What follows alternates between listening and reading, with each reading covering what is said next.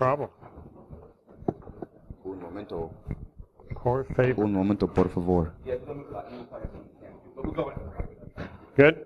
Ein Minute, bitte. Go ahead. Cool. All right. Well, hello, everybody. Welcome to our talk, Skills for Red Teamer, Bypassing Physical Security via Social Engineering and Tom Clancy Tactical Stuff. For those who care, this is who we are. I'm Brent White. And I am Tim Roberts. We have a blog where we post stuff, the tools and stuff that we'll talk about today, some of our tactics and other research that we do. It's kind of a personal blog for us, wehackpeople.com. We also have several of those sheep stickers with us, so if you want one, come find us. We'll give you one. So before we get going, if anybody has questions, like we encourage questions during the talk, we'll just address it then. Also heckling if you feel up to it. So what do we do? Again, we are physical assessment guys. We do a lot of social engineering, physical intrusion, and it's just something that we both love to do, and it's kind of built into our brains. For example, I was at the Predator Stanley Cup playoff game, was wandering around, found a door that was open, and ended up here for a while, and no one said anything, so I started taking pictures, and then went had a beer, so... So what do you mean by red teamer? So sometimes in InfoSec, red team has become kind of this subjective term that it means something to somebody, something to the client, something to the pen tester. When we refer to red team, basically it's a group of security testers who attempt to covertly identify these gaps in security. This often includes physical and social engineering on-site and remote. This encompasses everything, basically. So this is whether it's scenario-based testing, so you're like, well, we want to have a team of 5 guys try to get in here. We're going to look at all attack vectors. This includes wireless, their internal network, application, whatever. Yeah, phishing. Phishing and all that stuff. So it's when we say red teamer, it's basically anybody that's on a red team. Yay. So the word red team obviously gets thrown around a lot, especially if you're in sales or any part of scoping. Everyone says, I want a red team. Like, okay, well, here's what that entails. So which of these would you like? Well, I have a web application. I want you to assess that. Okay, well, that's a web assessment. No, but I want a red team. Like, well, that's not a red team. So just to kind of clear that up, with the pen test, it's usually a short window, maybe 1-2 weeks. You usually do have a very limited scope of what you can look at. They often know when the assessment is going to take place. Sometimes they will whitelist your IP or whatever, again, for time's sake, so you're not having to try to get through any sort of IDS, IPS, anything like that. That also includes like any kind of, aside from the active shunning, but different modules too. So some clients will we want a pen test done. Okay, well, what kind of pen test? We want you to look at our network. Okay, do you want an internal or external network? Are you doing this for PCI compliance? What are you doing this for? So it's important to ask these questions too, to kind of see what they're saying. Because like Brent said, there's a lot of times where we hear, we want a red team done, and then we start explaining what a red team is, and then it's like, well, that's not really what we want, I guess. Yeah, they don't even have a handle on their internal vulnerability scanning yet, but they want a red team. We usually try to work them up to that. We don't want to just come in and, destroy them when they can't even patch things right yet, so. Oops. So the thing with the red team too, rarely there are any rules. This can go anywhere from 1 week to several months. Mm-hmm. It doesn't necessarily mean, okay, well, we got a pen test next week. Let's just send off our scan notification the week before just to let them know, and we're good to go. A red team takes pre-texting. There's a lot of different phases to it also. So this can extend out to a month engagement, depending on the level of effort and what the goals are for the client and what you've discussed during the kickoff call. So again, some other parts to add for red teaming. It's good to see, if blue team's involved, it's good to see how long does it take them to detect. Okay, so if you're inside their network from whatever means, whether you gain physical access and, you plugged into a network drop or got in externally, whatever it was, how long did it take them to actually detect what you're doing? Then you look at how they handle the response. Did people freak out? Did they know what to do? Like, did guys just go home and say, screw you, I'm done? And then once they detect it, how long did it take them to actually mitigate that issue? And some of the time, another buzzword, Amanda was talking about buzzwords, purple team, that's another thing, right? Everybody says, well, purple team. Well, it's red and blue combined. Yay, we can do colors. But it's basically working together in conjunction with each other to say, hey, here's the attacks we're throwing out. What is your team seeing? What are you seeing on your ODS, your IPS? And how would you handle this if it were an actual compromise? A red team actually you're not letting them know, so you're kind of going behind the curtain and doing this. It's more like a black box approach. Blockchain is still the bigger buzzword, though. Yeah, blockchain, synergy. So again, red team mission obviously is to try to simulate real-world attacks as much as possible with the things that are in scope, obviously from a way that can help. Not just say, hey, here's all the ways that we broke into your stuff, but hey, here are ways to fix that. Here, let's adjust your rule sets. That way, you can start seeing why is PowerShell calling out to the internet on this one box when it shouldn't be doing that. Why is PowerShell enabled at all on these machines? Things like that. So you're not just chasing vulnerabilities that were found. You're actually strengthening the entire security posture. Another thing too, if you're a client and you're seeing, like, say you do Nessus scans internally, and then you get mad because somebody didn't report on the low finding Nessus scan that you keep seeing on your quarterly. First of all, why do you keep seeing it? But secondly, don't get upset if a red team report comes in and they don't have every granular finding that you do internally that's still existing, because that's not really the goal of these types of assessments. These types of assessments are more the overall agenda of it instead of the all-encompassing view of your vulnerabilities. And that's what a lot of people think of when they hear red team as well. Well, isn't it like the kitchen, everything in the kitchen sink? It's just everything thrown at once. Well, oftentimes there's a goal and there's a scenario to consider when you're doing these types of assessments. Yeah, so with pen tests, sometimes the goal might be, okay, how fast can you get domain admin? Red team, maybe that's the goal too, or you have to consider what the company does. If it's someone that does research, if it's a research lab or something, the worst thing that could happen isn't necessarily domain admin, but what if someone gets in and steals all of their research that they've done? So what's the most damning thing that could happen to whatever your target is? That's something that needs to be very clear before you start the assessment. Instead of, I got in the lobby and then I went and used their bathroom and then I went home. So, hacked, bro. Whatever. So, again, it's Tim and I were talking, our specialty is physical intrusion and social engineering.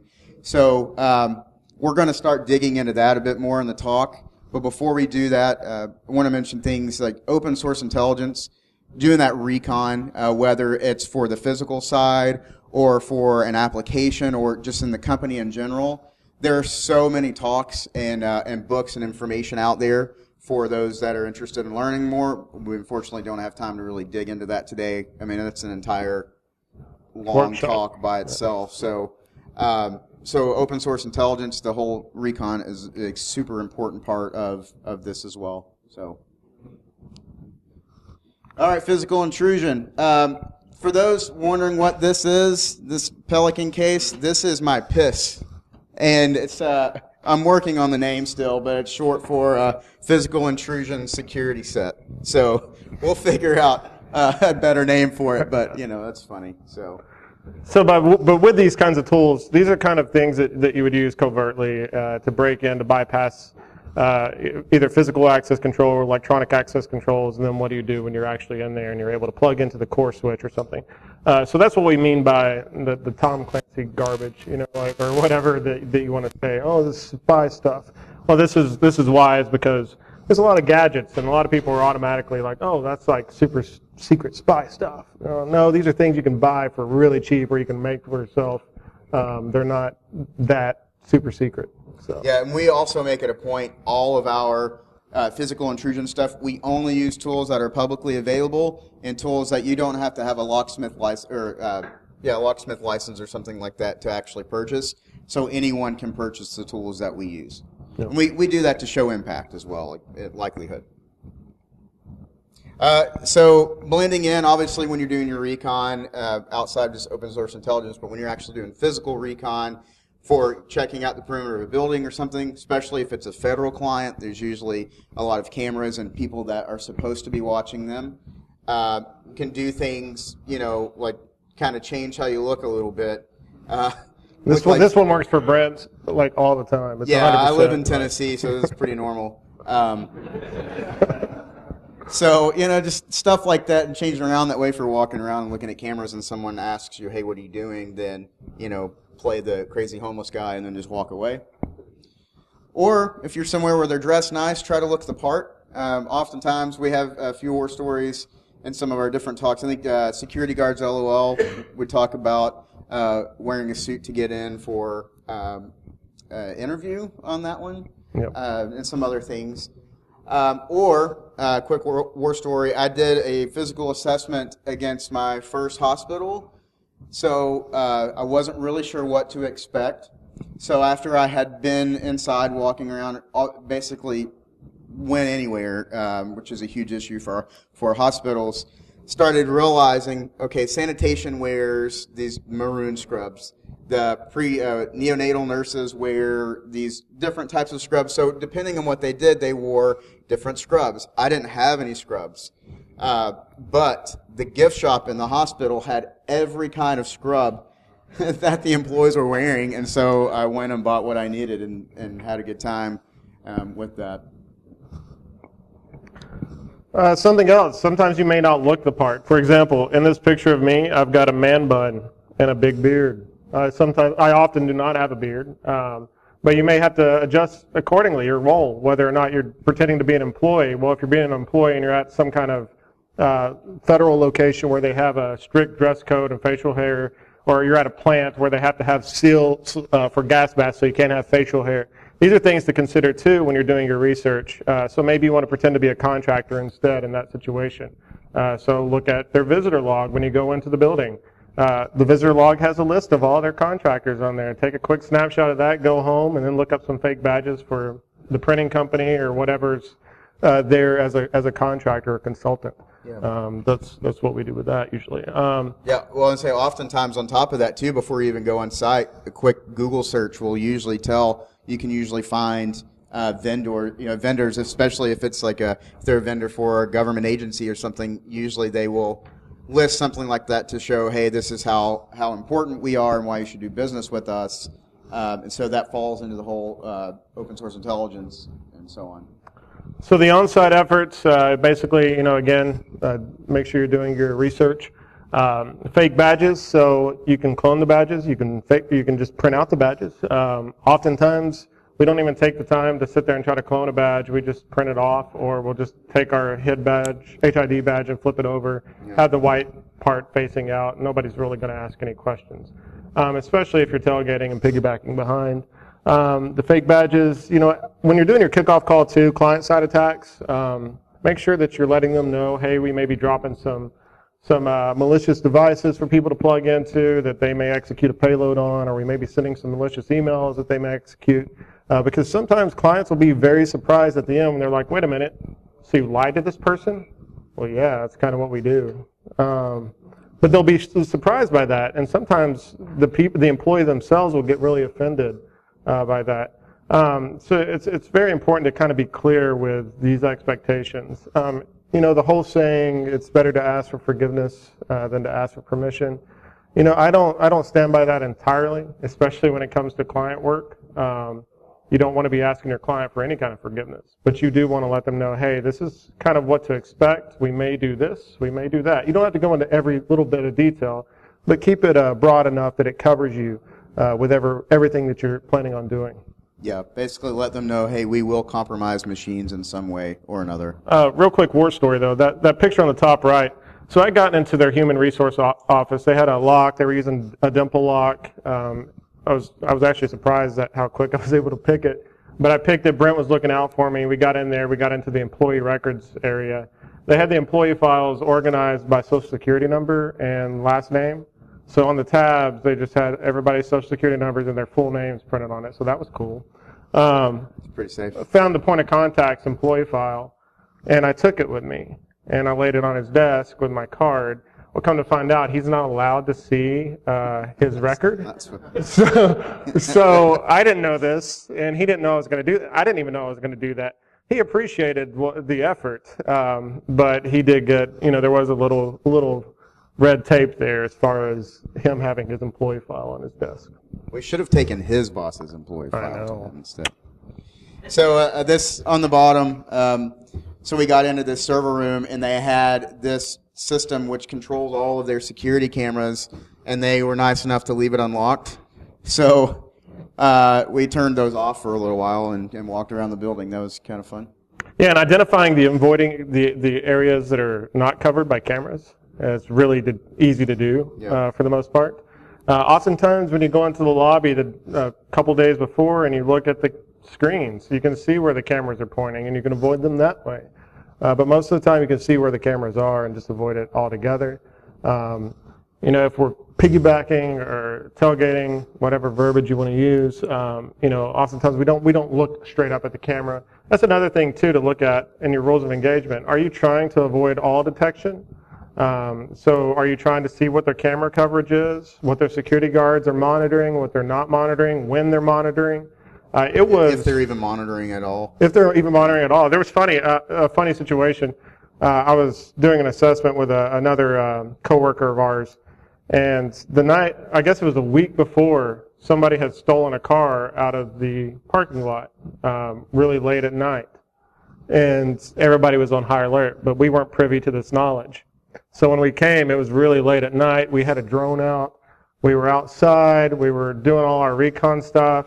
And nobody was around. I was like, I'm just going to go up here. I'm going to check this door out because I just want to see what kind of lock they're using for tomorrow so we know what to pull out of the piss and take it on site. Just never gets old saying that. I don't think I'm going to change the name anymore. So I'm going to put that into a report too and work it in there somehow. But as we were driving away, like literally 20 people came outside and they were taking pictures of our car. They were following us. We were like, what the heck? Did the client tell them that we were going to be here? And we'll come to find out they were just on heightened awareness because somebody got their car stolen the week Tim before. stole a car. Because I stole a car. Almost did once. But that's, so it's nice to have this heightened sense of awareness. And if you're a client, instill that into your employees because that was great. They prevented something that they did not know was going to happen. By being alert about something else entirely. So make sure all your employees are always scared and super nervous. Yes. So some of the research that we do, where we do a lot of these physical intrusion assessments, is trying to make these kits where we have what we need, but they're small enough that we don't necessarily have to have a backpack or any bag at all. So I travel with all this stuff that way when I get there and I see what I need. I've tried to get the smallest versions of what I need, just so I can walk around. This it's the GDP Mini Pocket laptop. I have Ubuntu running on it. It actually works pretty well.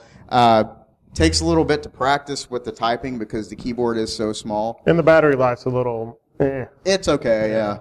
But if you just get in somewhere and you want to plug in, you want to start enumerating details from their network and start sending shells to the external team. It's a good thing to have, especially if I'm wearing a suit. It just fits in the small of my back, or even I could even put it in an actual pocket on the inside of my jacket.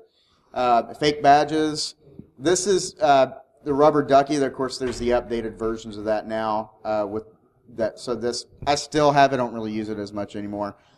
Cigarettes. I don't smoke, but if I'm somewhere where there is a smoking area, I will smoke. There's been several times where we struck conversation with people. You keep that conversation going, let them, give them a cigarette if they ask for one, and then just keep talking with them as you're walking into the building, and then, you're in. I had somebody once ask me, well, why not a vape? Well, I don't know about you guys, but I don't think I would really want to, share a vape with somebody. So. But the thing with the vape, though, if you are in the smoking area, and, several people have done this, and I think Dave had posted something about it too. But using a vape to bypass the request for access sensor. So, you could be smoking in the smoking area with that and blow in the crack between the double doors and trip the rec sensor that way to get in. Yeah, we have a video of that too. We'll show it later. So, the Milky Way, why is there a candy bar? It's more than just if you get hungry. I've been doing this for a while. Still, sometimes when you get in somewhere, you kind of have that adrenaline rush. So that fight or flight response starts to kick in. So naturally, if you just take a bite or two of something to eat, it helps to suppress that feeling, and so you can calm your nerves a bit quicker. and go on.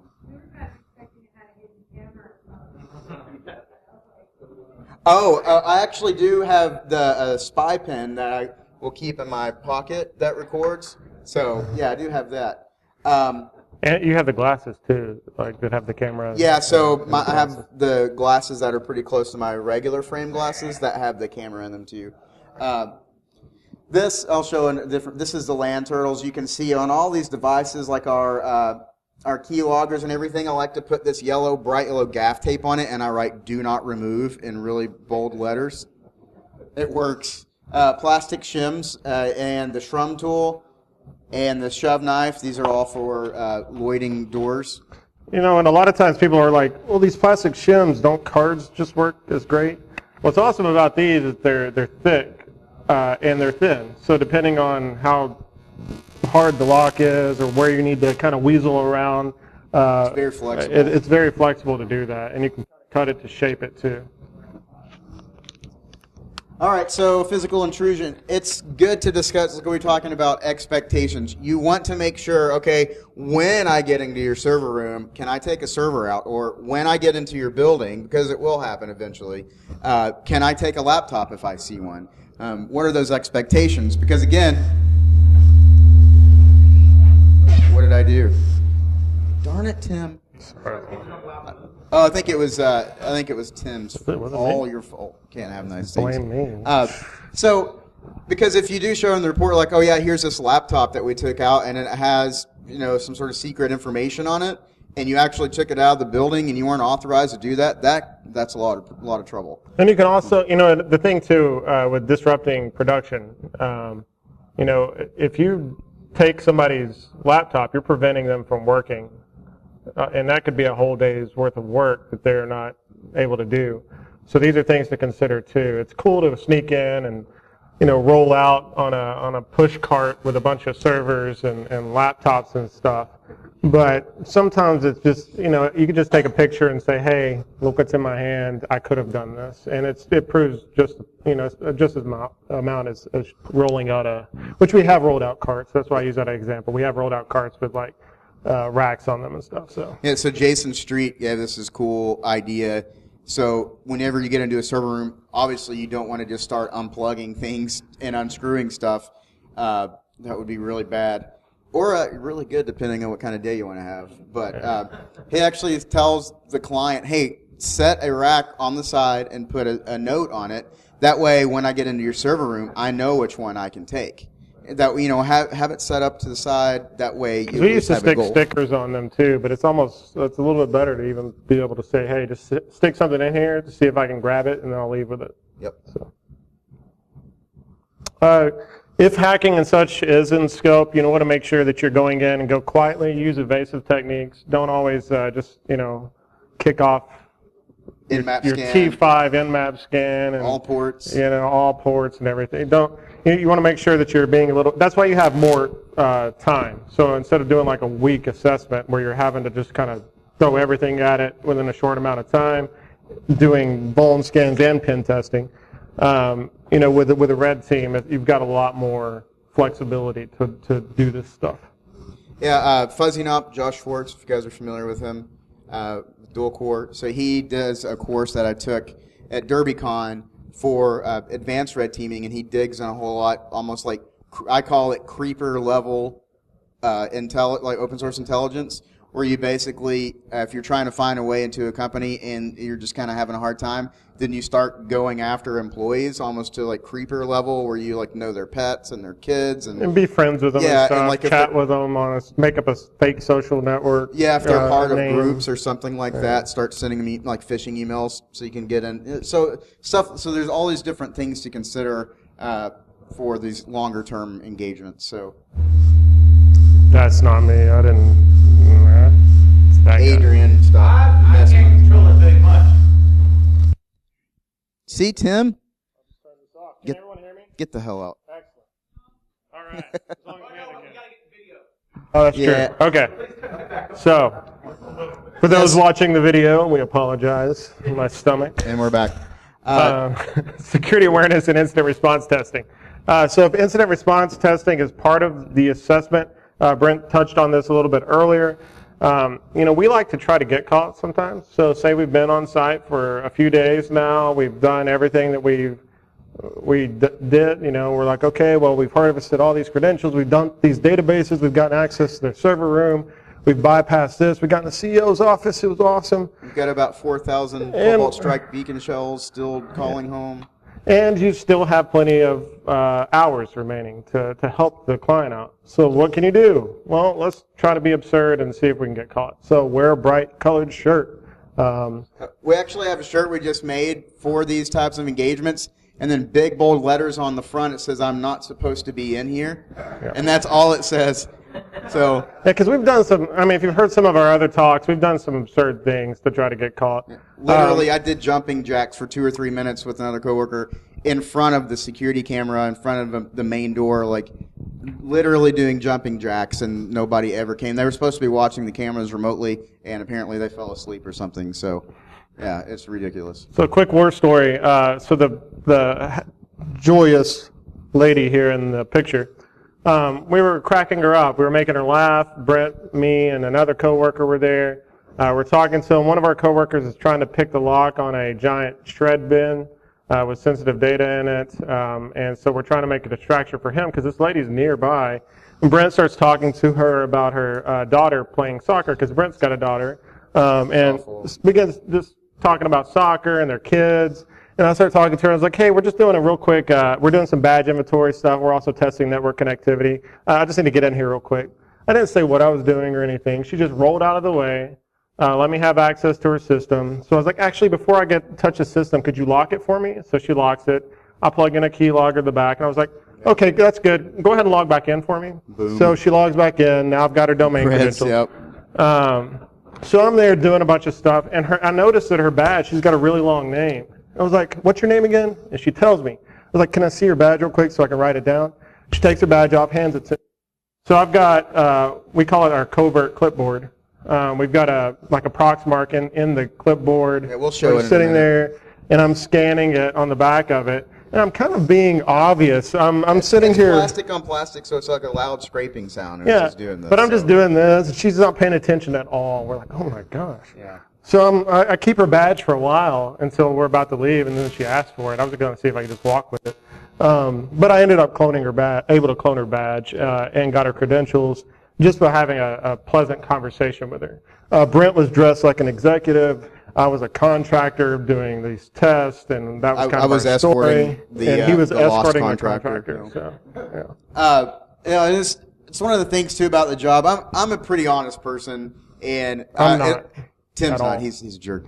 Don't trust this guy. But so whenever I lie to somebody for these assessments, whenever I have the chance, I like to go back and apologize to them and use that as a teaching moment to maybe here's how you could have challenged me to prevent me from doing whatever I did. And I felt so bad because this lady was so nice. She was and a really sweet here lady. I was like building this fake rapport with her, talking about her granddaughter's soccer and other stuff. So, well, let me touch on that a little bit because we had one of the guys on our team. He hates doing social engineering at all, whether it's remote or on site. He does not like to lie to people. He feels very guilty for it. And I've ran into several people that approach us after our talks and be like, hey, how do you get over that kind of guilt? Do you feel bad about it? Well, I don't. But if you do feel bad, one of the things that I always remind myself is that we're doing this as an assessment. We're not doing it as criminals. We're not, knocking over your door and breaking stuff and stealing your money and everything. We're not criminals. We're doing it to help better with the security culture, the security awareness training. And so always, even think about this, if you're somebody's boss and you do an assessment like this and somebody really fails and drops the ball on this. So don't go straight to them and fire them. Because that person, it is a training opportunity, unless they've had continuous issues, right? It is a training opportunity, and they're going to go and they're going to tell everybody else, they're going to tell their friends, and now it's spread to more of a widespread, robust security awareness training. Instead of just the point and click, here's your annual training, take your 10 questions, and did you score 75% or higher? Okay, you're good for the rest of the year. Human firewall. So, yeah. Okay. Oh, this picture. So this was a different file room. This was actually for a medical facility, and so they were like, okay, everything's in scope, but you can't go in this one room because it's off limits and it's too secure. You can't get in anyway. We have new locks. Okay, cool. So that door they showed us, we didn't go through that door. They had a back door Connected to a training room, and it was unlocked. Yeah. So they're like, we told you not to go in through that door. Look, we didn't. It was unlocked through the training room. Yeah. So, yeah, they were super secure. Everyone always says that. You guys are never going to get anything. You know, it's like, okay, game We've also on. had to tell people, so you guys are going to get shot. Like, don't tell me that. Yeah, nobody wants to hear Yeah. that. Oh. Cool. All right, so we talked about that already. So inside, outside, man. So this is basically part of the red team that's going to involve multiple parts of an assessment where you do the physical, internal, external, things like that. So one of the things I like to do once I get access to a building, the first thing I do is I go find an empty cubicle that's not being used. And it's great when you go in and it'll say like guest 1 or guest 2. They actually have assigned guest cubicles for remote employees. And I'll sit down and plug in. Usually I'll unplug the phone and just go straight into that network because it's usually a bit more open. So then I'll start sending shells out to the guys outside, and whether it's that or dropping man-in-the-middle devices or whatever it is. So part of my goal, other than getting physical access to something, is also opening up the network to the guys on the outside in a secure way, obviously. No, we use all clear tech stuff. Yeah. So the coffee war story real quick. So it was this, I don't want to give what they did, but there was this pretty big company. And we were doing an assessment for them. It was kind of a red team. There were only 3 of us on it. A guy that was remote, a guy that was on site with me, that was doing the wireless from the car, and waiting for me to get inside, plug in an access point for them to drop onto their network and begin doing their thing. So it was super early in the morning. I wanted coffee really bad, so I went by Starbucks and I got 4 things of coffee, and not just for me. But I came in and I had printed off a fake badge. They didn't actually have a badge. I didn't know that they quit using them. So I came in, they didn't say anything about it. They looked at my badge, and they were like, oh, hey, what's up, Elliot? I'm like, oh, hey, how's it going? I'm actually here. We've upgraded our lines. Have you guys noticed any kind of connectivity changes? Is it better? Actually, it's kind of crappy. Oh, yeah? Well, hey, I brought some extra coffees. Anybody want some coffee? And so I just give them coffee, and we just build rapport. Oh, this person is super nice from corporate, and he's bringing me coffee, and we're talking about all these issues, right? And so I dropped an access point in there, and I was like, oh, I just got to make a quick call, and I called Chris. I was like, yeah, I'm just, I'm doing the test. Okay, what's the up speed? Okay, great. What's the down? Just whatever. Did you are you connected? Okay, great. Awesome. Yeah, well, it looks like it's working on this end. And then I hang up, and then I'm done. She had asked me, because I put in a keylogger for this too, to get her credentials to pass on to the guy that was outside. And she said, oh, is that Bluetooth? Is that one of the Bluetooth keyboards or something? I was like, yeah, like it's actually kind of a Bluetooth thing and stuff. And I was like, can I leave it in here for a little bit, and she's like, oh yeah. So I just left the keylogger there, and we were able to pull it because he connected remotely, and we were able to pull a bunch of stuff of what she was inputting and everything. So that was kind of funny. That's great. Or what to look for. So one of the things we always look for are shredder bins because they're crap. The locks are crap. The bins themselves are crap. As you can see, simply lifting the lid up and putting our hands in there. And that's a game that we call Shredder Bin Bingo, where we can basically see, and we've gotten home loans, passport copies, photos, so much stuff. So, words of advice: if you're going to do shredder bins, make sure they're in an area that's not, right in the main hallway, somewhere that is harder to get to, and make sure that they aren't awful. Another funny story. That's me.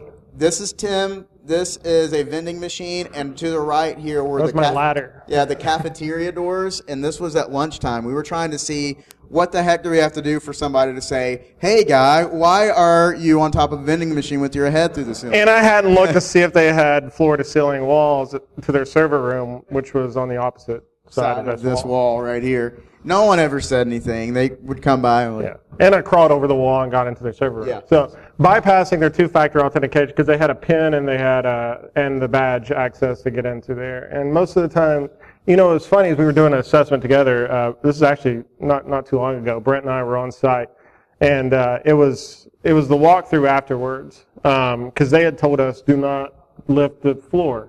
Don't go under the floor over. Okay. Well, sure, we won't do it. Can we see it? Well, I don't know. Let me ask. We have to ask our client or another client. I'm like, okay.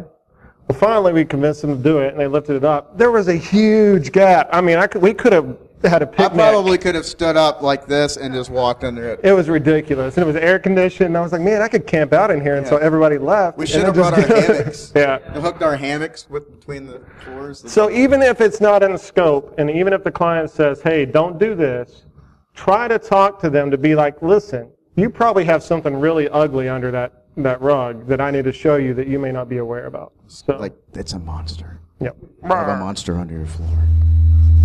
Tim? I don't know what that is. Oh, I think we already talked about this, right? Yep. Okay. So, sensitive areas, we kind of already touched on this a little bit. So, security controls, again, floor to ceiling, gaps in door frames, and we'll show some bypasses. That's physical gaps in door frames are one of the great things that help us get into several places through bypass tools. Another thing with the floor to ceiling, just real quick. So the IDS, we mentioned that. If it is not within your budget to, put floor to ceiling firewalls on your server rooms and things like that, there are compensating controls to do that, to put an intrusion detection system up there that trips, put a fence up there.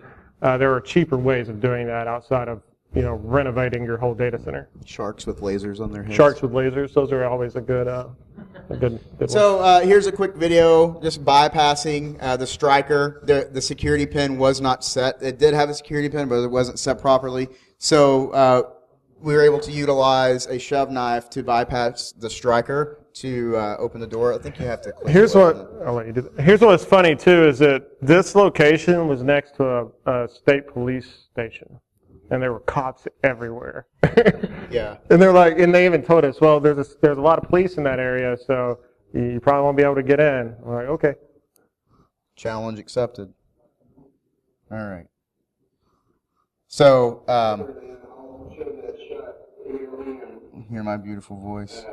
Oh, I'll mute that. I don't want to hear that. So, yeah, Tim's closing the door. You'll see the shove knife come through here in a second. There we go. And it's just that easy. And so earlier I showed that shrum tool, the little red piece. It's your fault again, Tim. It's always your fault. So if the physical gap isn't wide enough, sometimes you can still use a shrum tool, and it's like a little needle, and it's only $3. So it fits in. So it's smaller than like a shove knife. I mean, there's the tiny shove knives too, but this gets around the strike plates a little bit better. There's also this. It's like the mini version, the mini shove knife. And this is part of my intrusion kit. Obviously, it works great one-handed. Yeah, I mean, it's a smaller version. Or, if you want to see even more, I've got the Hall Pass, which is a great tool. Which is the size of a card, and it's basically the same thing. It's the same shape, just the size of a little metal card. So that's always with me. So earlier we mentioned using a vape, but something that is more readily available, and sometimes you can find at the client site, like in this instance, is canned air. So if you turn the canned air upside down and you stick it between the door here, you'll see the request for exit sensor is right there at the top where the exit sensor is. You'll see the straw come through. And so why does this work? So with request to exit sensors, they look for two things. One, they look for motion. Two, they look for a temperature variance. So with this compressed air, that's the motion, and it's cold, so that's the temperature variance. That's how it's able to trip. I've had somebody ask, can you just shine a laser at it? Well, that's just motion. It's missing the temperature variance, so that doesn't work. Maybe on older models, maybe. Yeah, and even some of these older ones, they require the heat too. So you're getting cold from that. So some of them are the heat signature is specific to either does it fluctuate in higher heat or lower heat and things, or at all. So it depends. Yeah. So here's the video. It's So really this quick. is our coworker Drew Culberson. We're recording this. He's on the other side. This is the main lobby too, and back here is the Security guard. security desk. And he just walked in. Yeah. So go back to that. Bring that back up. So how do you fix this? There's a couple things you can do. So with this sensor, all you have to do is move it back further from the door or angle it out further from the door. That air isn't going to fix it. Or something you could do altogether is, can you just bring it and kind of pause it so I can see the door real quick? So this physical gap, if you close this, all you need to do is put what's called an astragal, and it's basically like a strike plate protector that goes from the door all the way, or from the bottom all the way to the top, and it actually closes this physical gap. The straw from that canned air is not going to bend around that if it's done properly. And a shove knife's not going to fit through it Yeah, either. so there are ways to fix that. All right. Okay, so this is one of the most recent, or one of the more recent assessments that we performed, where, so you can see this gigantic physical gap. They spent so much money on this. They were so proud of this barrier that they It was had. great. It was a brand new, like several $1 million. Biometric scan. You had to look at it, get your retinal scan. And, Oh yeah, they were so proud of it. We have the state-of-the-art retina scanning. Like, you guys, you're not going to get in. Okay, cool. So we got in, and this is a cage, one of their cages. I mean, you can see this. For some reason, they put only a request to exit sensor on the other side of this door. So, how do we bypass super expensive access control devices? Well, I had my under the door tool with me, and Brent had a hand warmer on him, and then we just took off this little Hack the Planet bracelet, Wrapped and it around. You can see the hand warmer fixed to the top of my under the door tool, and hit it, Tim. Can you mute it? Mute that one. Just mute the laptop. It didn't work when you do that. So there it goes. You can see the badge reader just turned green there. So there we go. We'll show it one more time. So see, it's red. Goes through, goes up towards the sensor there, and it's green, and there we go. Super cheap. So they were really disappointed in their use of funding. Why did we bring you? We were so secure before you got here. Yeah, badge cloning. Again, Proxmark 3 Easy. We also have a few other Proxmarks. The RDV2, any of the Proxmark devices. Yes. Is that a completely mesh door? Yes. Yeah, it was hard mesh. It wasn't the flexible, so they were extra secure. Do we have that? Do we have that picture of? So we also have from this same facility, and I like to pick on that facility because they were jerks and very confident in themselves, so sure, why not? So in that same one, we don't have the picture on here, but they actually helped us out. So they left the keys inside of the server racks for us. Oh, yeah. And they had ladders in there, too. Yeah, every single cage had a ladder tall enough to go all the way to the top, which, every top was open. And this was a shared data center, too. So you have multiple different clients in there with ladders inside their server cages. It was great. It doesn't go all the way to the ceiling. Cage hopping. Yeah. All right, so we have to trim this. We had to sanitize this quite a bit, but Tim actually went up to a security guard. We like to pick on security guards quite a bit if you haven't seen our history. Yeah, and we don't have anything against security guards. The only reason we do that is to point out that most companies place so much responsibility on the shoulders of one, maybe two security guards. Or somebody that's not even a security guard. They're your admin, and now you're a security guard too. Here's some multiple hats. Yeah, the receptionist, maintenance men often. But they put this huge responsibility of the physical security on the shoulders of just a couple of security guards. And so we don't pick on them to make fun or anything like that. We do this to show, hey, you need more than this. This is why this doesn't work. So just wanted to clarify that. Yeah, so this side, I was talking to the security guard and I bumped into him and snagged his badge. You can hear me clicking. I'm going to pause it. I was clicking through to do the low frequency replay attack on the Proxmark. So that's why it took me a second time. I had to click it right, and then I got through. And then you could see the glass door slide open. Yeah. Boop. Yeah, there you go. And this one, I wish that we could show you. We actually had to zoom in, and we couldn't zoom in enough. So then Tim zoomed in on his phone and recorded the video of it playing on this computer so that we could zoom in enough. But so we were doing an assessment, and this guy was like, "What are you doing? I'm super tough. I'm going to stand here and watch you. I'm going to watch what you're doing." And so Tim says, because it was afterwards too, and I was like, "Well, go ahead." Oh, and Tim's like, "Well, we're just testing some security controls." And the guy's like, "Well, I'm going to stand here and watch," and stands there like this with his badge like this. And Tim goes, "Okay, cool." Walks up to the guy, clones his badge, and then right away,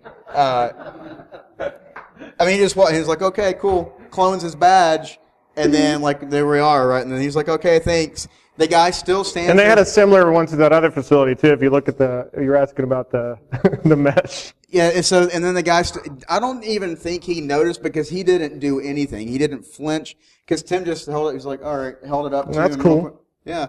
And he stood there. He watched him hold it to the badge reader to open the door, and he still just stood there. And we were inside there kind of, just talking with the guy. And after a few minutes, he's like, "Okay, I'm going to go now." I'm like, "All right, thanks. Have a good day." Good talking with you, bro.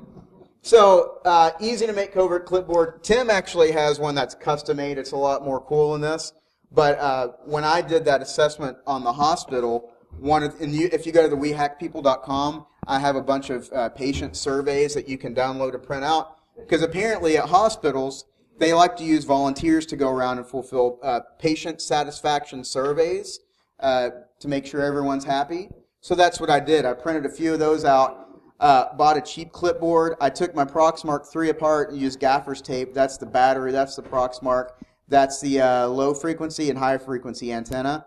And so that's it. So there's your badge cloner. So you walk up to somebody. Easy to hide. If you're standing in a lunch line near them or something and you have the clipboard, just walk up to them. You're like, "Hey, how's it going?" And kind of stand uncomfortably close to them. Something funny about this clipboard too. Brent, me, and the guy that you saw using the Candair, Drew Culbertson. We were at a company event. They were doing some barbecue or something. Oh, yeah. So it was really easy for us to get in there because everybody was outside. There was a heavy flow of traffic in and out of the doors. We just had some fake badges. We had the clipboard. Well, people were standing in line for a picture. It was it had some big banner to increase morale, like Synergy. Yeah, it says Synergy on it. And people were standing in line, and their badges are here, and people have hot dogs in their hands and drinks. And we have this clipboard, and I was just walking in the line. I was like, "Hey, how's it going?" Just tapping them with the clipboard just to kind of start up conversation. And I got probably, I think, 20 or 30 badges. It was ridiculous. Yeah, it was a lot. We were like, well. We even took a picture, too. We even got a picture with one of the employees. Yeah. We're like, "Hey, man, get in here." They're like, "All right, you guys come in here." So we were like, and so that guy that he just stole his badge, he's like, "Okay, so we have this corporate event photo with the three of us plus some guy that we stole his badge, and it's hanging on my wall at home." It's pretty awesome. The food was good too. It was. Yeah. Free food and get the break in. Yeah. So badge interception again. Red team usually have some time to kind of play around. Again, more beating up on some badge readers here. And plant a device. So parking garages, things like that. Pull that off. You can add these interceptors. Basically, what it does, you plug that in there. You put it back on the wall. It has a built-in Wi-Fi access point. Or Bluetooth if you're using the Bleaky. Yeah, the Bleaky has Bluetooth on it. So you just wait for a while. You can log into it from a distance, and as they swipe badges, you also have the badge, and then you just write it to your Blink badge. Or you can just replay it from your phone. So if you're connected to it via the Bluetooth or something like that, like the Bleaky, it has these little vampire clips. You just clip in there after you take the face off. You connect to it, and you can replay the last badge that was scanned. So you wait, and then you just push replay, and then it just acts like, the person just scanned in their badge again, and then you just follow behind them. Yep. And more what to look for. So this is Tim using the under the door tool. We already talked about this too. This is the rec sensor with the air being bypassed. So when is it appropriate to keep pushing? This is Tim. This is a security guard. These are my hands. This is their badge of employee, visitor, and contractor IDs. So if employees left their badges at home or something, they would get these temporary badges that were always active and that they kept in these binders. So I know we're short on time, but long story short, again, this more info on this particular, we love telling this, the security guards LOL talk, it's on there. So basically, long story short, Tim, that's going to take you a while to do that badge inventory. Why don't you go sit back there? So he ends, and the security guard's like, oh yeah, honey, come on, come sit down. Pulls out a chair for him. After a few minutes, she's like, oh, let me show you where the contractor badges are. Because I'm asking her all these questions. I said I'm doing like a third-party assessment to see what their badge control policy is, and if they keep an inventory of their hard keys, and if they do, where do you do that? And she's just walking me through this nonsense inquiries that I'm having as an auditor as I'm going through. And that's one of the guises we use quite a bit is, we're doing an assessment, we're doing an audit. Because if I were really a criminal, that's what I would do. Because you get so much access to things. Or something that always works too is walk in and say, "Hey, I'm here. I've heard complaints that your network is slow." Everyone, yeah, my network sucks. It's always slow. Yep. So they're actually got into this building. I had done my thing. I'd been sitting at this cubicle for like an hour. It's like, okay, guys, I'm going to go walk around a little bit. Wasn't really sure to go. This was a federal client.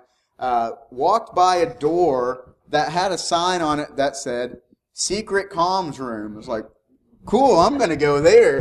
So they had the pen pad, finger, the biometric reader, and you had to badge in. It's like, well, I don't have any of that. But I do have a piece of plastic. Let's see if that works.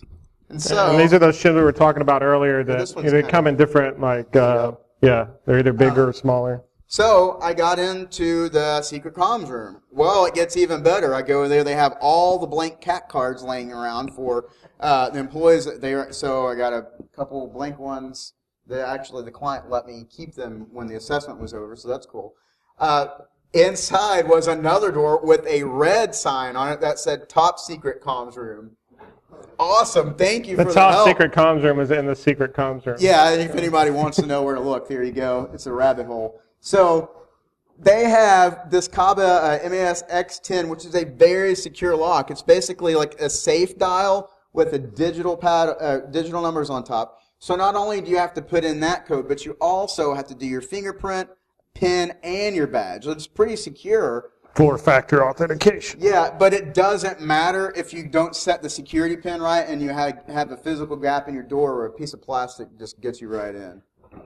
They weren't happy about that, by the way. So when to be bold and safe. I know, again, we're running low on time. I'm going to let you guys appreciate this gift for a moment. There we go. All right, so escalation, points of contact and such. So make sure that you always have your letter of authorization or your get-out-of-jail-free card on you at all times. Yep. I keep a fake one on me to test incident response sometimes, so near the end I'll really push the limit, and then if they try to catch me, then I'll give them the fake one just to see if they follow through and call who they're supposed to have. That's very risky. It is. No. So here's something. Fake letters are awesome for incident response, but something to consider. If they say, what are you doing? Well, I'm here doing this assessment. And they look at it, and on our fake letters, the address is the address of the White House, and we use something that was like Skyfish. I don't know, something, fish nugget security or something like that. It's something like completely stupid. So if you actually pay attention to it, you're going to realize, okay, this is not legit. And then you say, oh, well, here, try this letter instead. Like, they're going to say, come with me. Like, you can't keep pulling out, well, you want to try it? How about a red one? But most of the time they don't follow up, though. They look at it and they're like, oh, you're doing something with security? Oh, okay, that's cool. Yeah. And they give it back to you. Yep. That happen. I mean, the times that I have been caught like that, it's easy to get out of.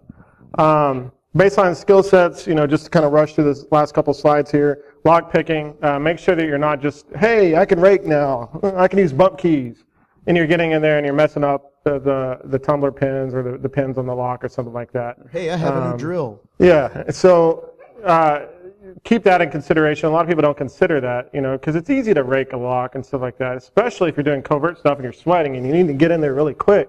But just be considerate of the alarm that's going off in this long. Are we supposed to evacuate now? I'm scared. Talk's over. You guys suck. We're good. All right, that's all the time. If you guys want to come see some of the tools and stuff, have questions for us, please come talk to us. We'll head out there. But thank you so much, and have a good rest of the day, everybody.